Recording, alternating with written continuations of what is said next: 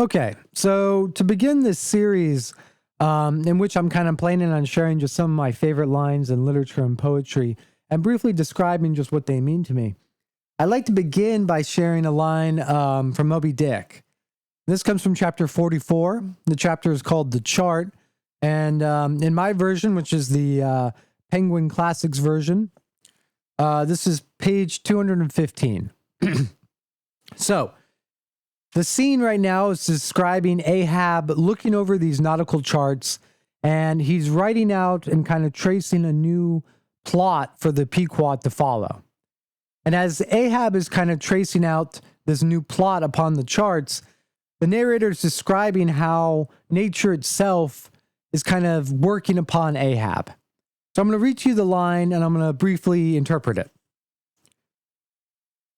Quote, "While thus employed, the heavy pewter lamp suspended in chains over his head continually rocked with the motion of the ship, and forever threw shifting gleams and shadows of lines upon his wrinkled brow, till it almost seemed that while he himself was marking out lines and courses on the wrinkled charts, some invisible pencil was also tracing lines and courses upon the deeply marked chart of his forehead." End quote. So why do I love this line? I think it is beautifully written just on a kind of surface level. I think it's succinct and kind of has this darkness to it that captures this notion of how, and I think it's a very simple idea, but I think it's a beautiful idea, that as man marks nature, so does nature mark man.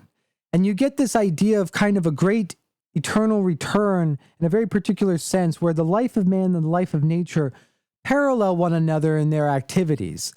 That as one intends upon the other, so does the other kind of intend upon the one.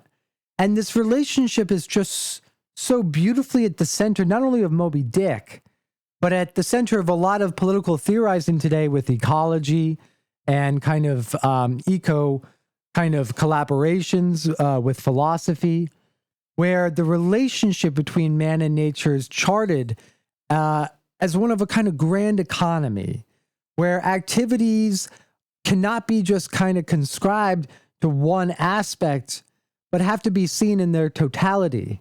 And to watch Ahab trace upon the kind of ship's nautical charts as the light of time itself traces upon Ahab, this just hits me so powerfully as not only an example of man's mortality in the face of nature, but of that deep relationship he forges with it, in which activity comes back not only in the form of karma and those more kind of, I wouldn't say provincial kind of renditions of a kind of general feedback loop, but on kind of this deep existential level that the activity committed by an individual in this world has repercussions that exist at kind of an existential probing, echelon of his being.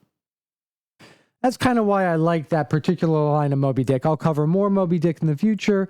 I'll cover some poetry maybe next. I'm just going to feel out this kind of series and see where we go from here. I hope you all enjoyed and got something out of it.